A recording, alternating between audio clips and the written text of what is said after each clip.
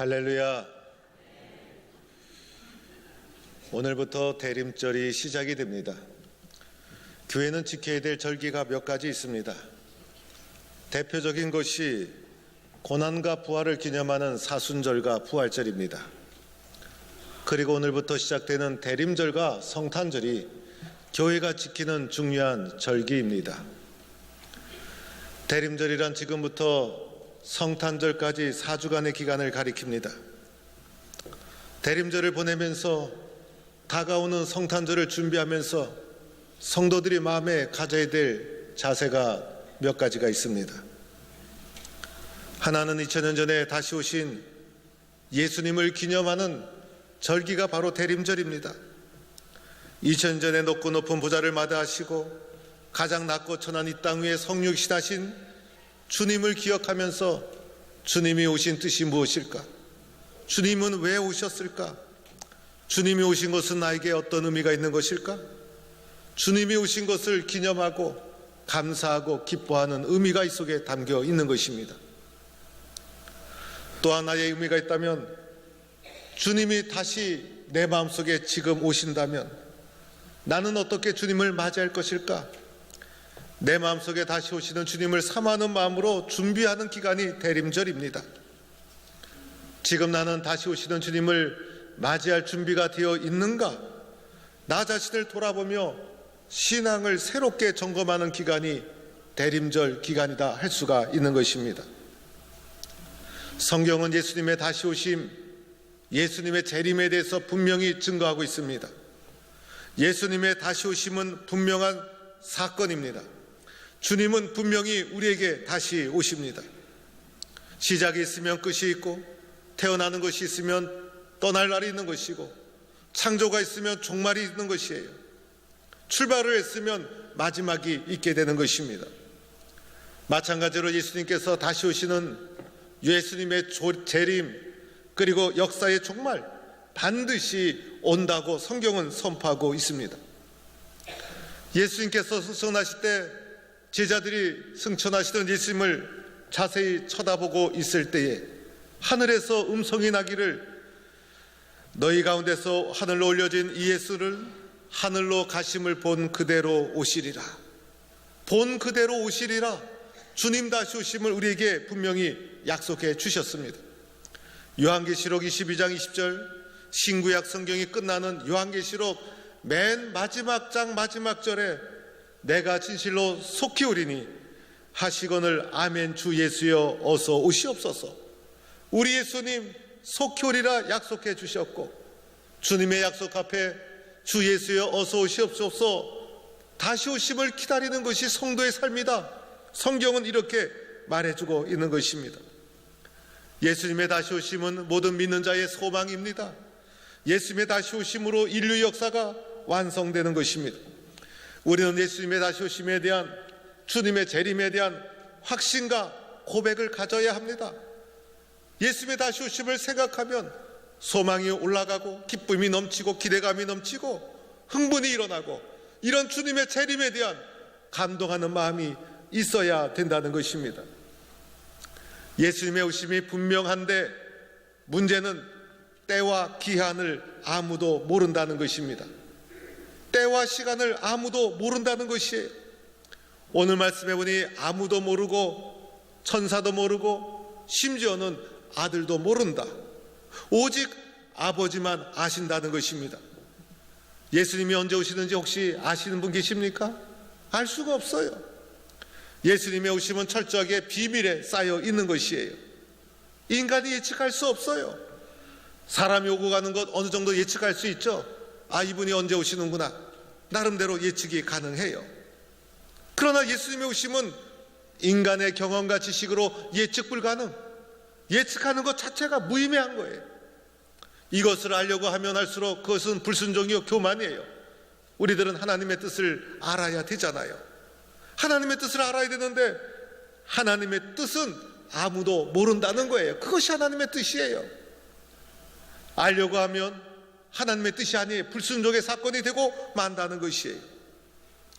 때와 시기를 알 수 없으니 예수님의 오심은 갑자기 임하게 된다는 거예요.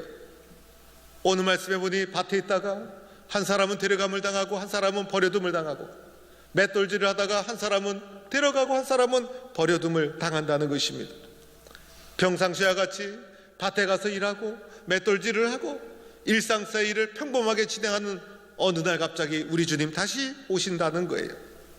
여러분의 일터에서, 가정에서 식사를 하고 밥을 먹고 세수를 하고 평범한 일상사의 삶을 살아가고 있는 그 어느 때에 갑자기 우리 주님 오신다는 것입니다.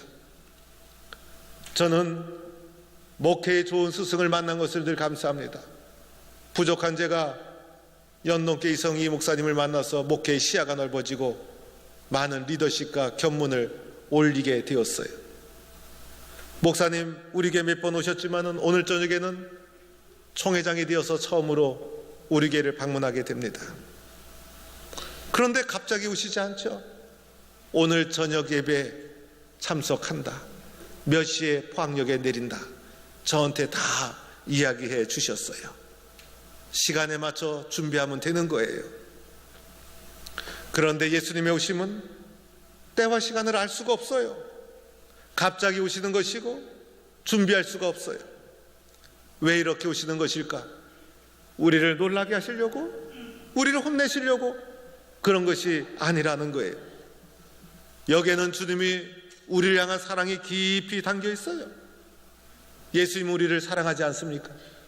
우리를 너무 사랑하셔서 그냥 있을 수가 없어서 아들 예수 우리에게 보내주시고 십자가의 피로 우리를 구원해 주시고 우리를 값주고 자녀 삼아 주셨어요. 나를 너무 사랑하셔서 우리에게 아낌없이 모든 것을 다 내어주셨어요. 그런데 나를 사랑하시는 주님, 내가 구원을 받았지만은 내가 얼마나 불완전한 존재인지, 내가 얼마나 연약한 존재인지 주님은 다 알고 계셨어요. 이 세상 속에서 나태해지고 신앙을 잃어버리기 쉬운 존재라는 거 다 알고 있었어요. 이 사랑 때문에 우리의 신앙이 나태해지지 않도록 하기 위해서, 우리의 신앙이 게을러지지 않도록 하기 위해서 주님은 갑자기 오신다고 말씀해 주시고 있는 거예요. 이 속에는 나를 사랑하시는 주님의 마음이 담겨 있다는 거예요. 갑자기 어느 날 다시 오시는 주님 앞에 나는 어떻게 해야 하는가? 나는 어떻게 해야 되는가? 주님의 오심은 분명한데 때와 시기를 알 수 없는 갑자기 어느 날 오시는 주님 앞에 그냥 있을 수 없잖아요. 준비가 되어 있어야 되고 맞이할 준비가 되어 있어야 되는 거예요. 그래서 주님의 다시 오심은 나로 하여금 어떻게 살아야 하는지, 무엇을 해야 하는지, 무엇을 중요하게 여겨야 하는지 신앙의 각성을 하도록 만들어주는 것이고, 이것이 바로 대림절의 의미가 된다는 것이에요. 유비무환이라는 한자성어가 있죠. 준비가 있으면 근심할 것이 없는 거예요. 무엇이든지 미리미리 대비해두면 걱정할 것이 없어요. 우리의 믿음도 우리의 신앙도 마찬가지라는 것이에요. 어떻게 해야 하는가? 성경은 우리에게 분명한 해답을 제시하고 있어요. 성경의 해답은 회개하라, 깨어있으라, 준비하라예요. 이것이 다시 오시는 주님을 맞이하는 준비예요. 이렇게 준비하고 있으라는 거예요. 이것을 다 말씀해 주셨어요. 먼저는 회개하라 말씀해 주셨죠. 다시 오시는 주님을 준비하는 것 중에 하나가 회개하는 거예요. 주의 자녀가 되었음에도 불구하고 말씀대로 살아가지 못했음을 주님 앞에 회개하는 거예요. 예수님이 땅에 오셔서 제일 먼저 선포한 것이 때가 찼고 하나님 나라가 가까웠으니 회개하고 복음을 믿으라, 회개하라, 이 주님의 외침이었어요. 우리가 주님의 자녀가 되고 구원받은 백성이 되었지만은 이 세상 살면서 말씀에 순종하지 못하고 주님을 바라보지 못하고 세속의 때가 묻고 세상의 욕심이 내 양심에 때를 묻히고, 그래서 나도 모르게 세상적으로 살아오고 불순종했음을 회개하는 거예요. 첫사랑을 지키지 못하고 말씀대로 살아오지 못했음을 주님 앞에 늘 회개하는 심령을 가지는 거예요. 주님의 사랑은 온전한 사랑인데 그 사랑을 받고 살아가는 나는 불완전한 존재였어요. 그래서 주님 앞에 회개의 눈물이 마르지 말아야 돼요. 이것이 다시 오시는 주님을 준비하는 거예요. 회개해서 성공해야 되는 거예요.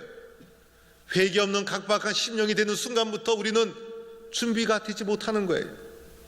나의 신앙의 양심이 하나님 앞에 깨어 있어야 하는 거예요. 하나님, 내가 이렇게 믿어서는 안 되는데요. 주님의 사랑은 큰데 주님 앞에 나는 언제나 게을렀군요. 대림절을 보내면서 다시 오시는 주님 앞에 회개하라. 이것이 다시 오시는 주님을 준비하는 것이에요. 또 하나는 깨어있으라 말씀해 주셨죠. 깨어있는 자가 되어야 하는 것이, 나도 모르게 영적인 깊은 잠에 빠져 있을 수 있어요. 특별히 깨어있으라는 것은 기도에 깨어있으라는 거예요. 기도에 깨어있어야 되는데 기도가 잠자고 있어요. 나를 돌아봐야 되는 거예요. 나는 깨어있는가? 나는 기도가 살아있는가? 우리 교회 성도들은 예배 시간에 아주 모범적이에요. 말씀을 듣는 태도와 자세도 아주 모범적이에요.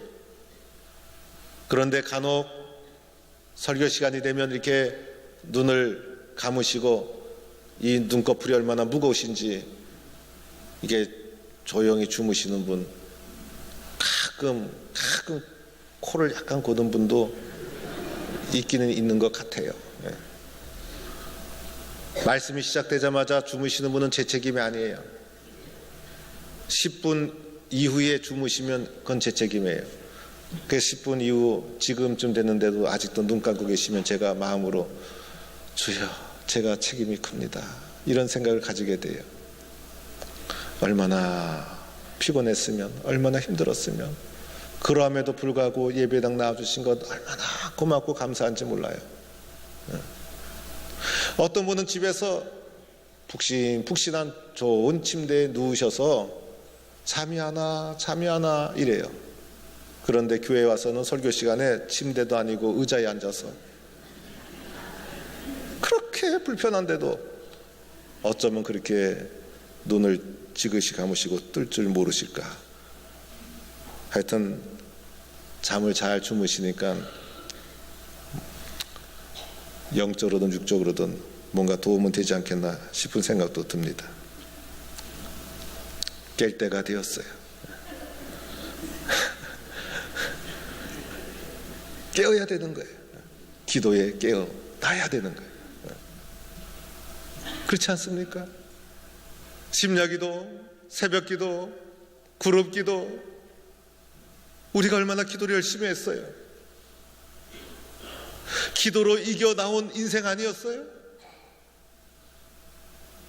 얼마나 기도에 재미가 있었어요. 얼마나 기도에 능력이 있었어요. 어느 날부터 기도가 끊어지고 기도에 대한 생명력을 상실하고 기도의 깊은 잠에 빠져들고 말았어요. 기도에서 깨어나라. 이것이 다시 오시는 주님을 준비하는 거예요.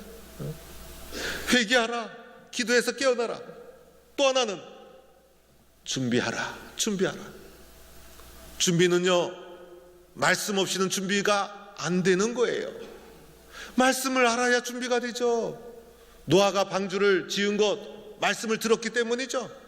그래서 말씀을 잘 경청하고 순종할 때 준비가 되어지는 거예요. 그런데 노아의 때도 마찬가지죠. 준비하는 자가 적었어요. 멸망하는 순간까지도 깨닫지 못했어요. 의외로 준비하는 자가 적다는 거예요. 말씀을 잘 경청하고 말씀이 들어와야 준비가 되는 거예요. 우리 주님 다시 오시는 것이 분명한데 어떻게 준비할 수 있을까?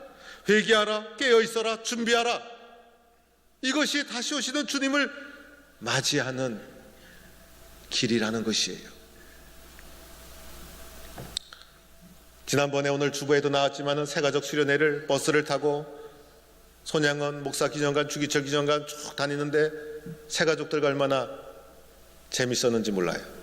새가족도 좋아하고 새가족 섬기는 분들도 좋아하시고, 사실 새가족이 되어서 교회 정착하고 새가족 수련회까지 나올 정도면요, 은혜 많이 받은 분들이에요.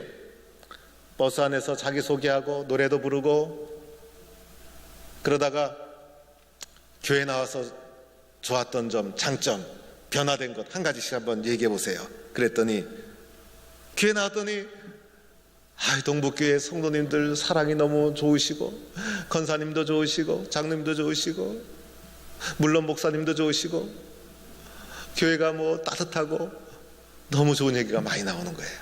그런데 그 중에서도 여러분, 김영걸 목사 자랑이 제일 많이 나왔어요.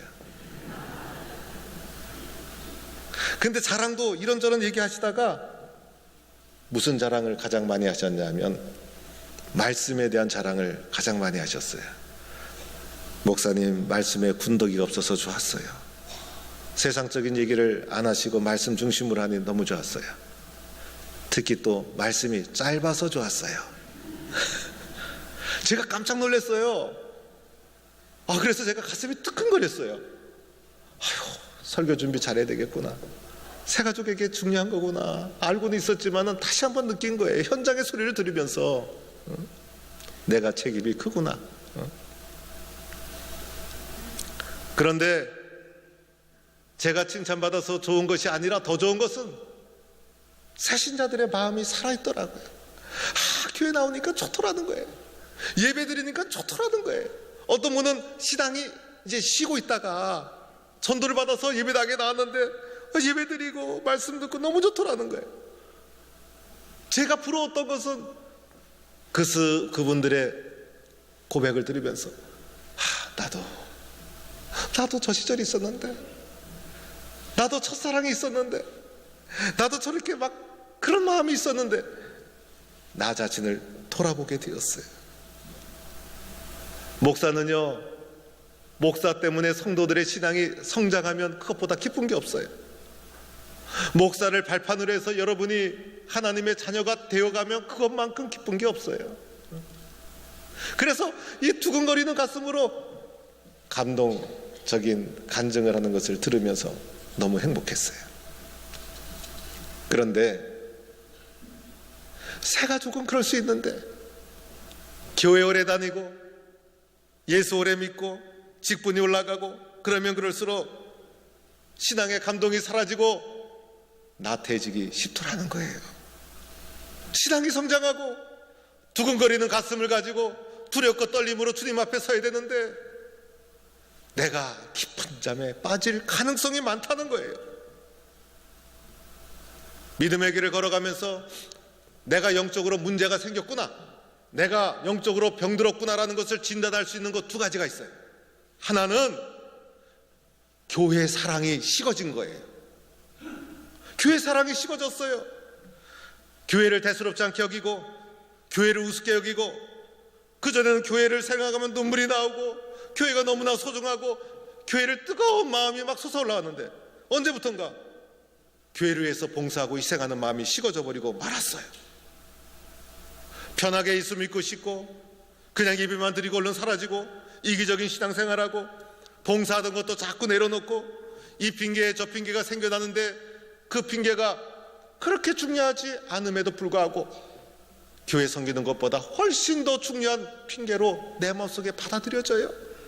그래서 교회 일 이것저것 다 내려놓기 시작하고 섬기는 마음 식어지고 희생하지 않고 영적으로 문제가 생겼다는 거예요. 그렇지 않습니까? 한때는 교회만 봐도 은혜야, 예배당만 들어와도 눈물이 쏟아지고 교회에서 봉사하는 것이 인생의 기쁨이어서 봉사하는 날을 손꼽아 기다리고 봉사하면서 너무 기쁘고, 그런데 어느 날부턴가 식어지기 시작했어요. 내가 깨어있지 못하구나, 뭔가 영적으로 문제가 생겼구나. 또 하나의 진단은 목사님의 말씀이 귀에 안 들어와요. 목사님의 말씀을 하나님이 나에게 주신 말씀이다 라고 받아들이지 않고 인간적으로 판단하고 의심하고 불순종해요. 한때는 그 말씀 붙잡고 살아가는 것이 인생의 힘이요 능력이었는데 어느 날부턴가 말씀을 판단합니다. 예배를 소홀히 여깁니다. 저녁 예배, 수요 예배 관심이 없어요. 영적으로 문제가 생긴 거예요. 주님만 바라봐야 되는데 사람 눈치 보고 세상이 자꾸 보여요. 하나님과의 수직적인 관계가 우선시돼야 되는데 수평적인 것만 쳐다봐요. 교회는 순종과 자발적 헌신으로 세워지고 만들어지는 것인데 이 헌신이 사라져요. 하나님 앞에 충성하고 주님 앞에 받을 생명의 면류관이 보여야 되는데 세상에서 명예가 먼저 보여요. 교회를 오늘까지 섬겨온 신앙의 선배들, 가난하고 어려운 고난의 시절에 생명을 걸고 눈물로 피와 땀으로 이룩한 교회요 복음인데 이 전통이, 이 역사가 나를 통해서 후대로 이어질 수 있을까? 이 아름다운 섬김의 모습이 계속 이어질 수 있을까? 교회 섬김과 말씀 경청, 이 두 뿌리에 문제가 생기면 영적으로 내가 병들기 시작한 거예요. 어떻게 해야 합니까? 오늘 주님 말씀하시죠? 회개하라, 회개하라, 깨어있으라, 준비하라. 이것이 나를 향한 주의 말씀인 줄로 믿습니다. 사랑하는 성도 여러분, 주님은 왜 이렇게 우리에게 회개하라, 깨어있으라, 준비하라 촉구합니까? 그리스도의 십자가의 피로 구원함을 받은 내가 온전한 믿음으로 주님 만나기를 원하시기 때문인 거예요. 다시 오시는 주님 앞에 온전한 모습으로 만나기를 원하시는 거예요. 주님 다시 오시는 이때에 우리는 모든 게으름, 불신, 의심 다 내려놓고 주님만을 바라보며 나아가는 성도가 될 수 있기를 축원합니다. 우리는요, 주의 말씀에 순종할 때 가장 기쁜 거예요. 주님 말씀대로 순종할 때 세상에서 가장 행복한 거예요. 주님만 바라보고 살아갈 때 세상에서 누릴 수 없는 가장 큰 복을 누리게 되는 거예요. 인생 두 번 살지 않잖아요. 한 번뿐인 인생, 주님 안에 살아갈 때 가장 행복하고 가장 기쁘고 가장 복된 삶을 살게 되는 거예요. 다시 오시는 주님을 바라보면서 깨어 준비하는 성도가 되어서 영적으로 다시 일어서는 동부의 성도가 되기를 주의 이름으로 축원합니다.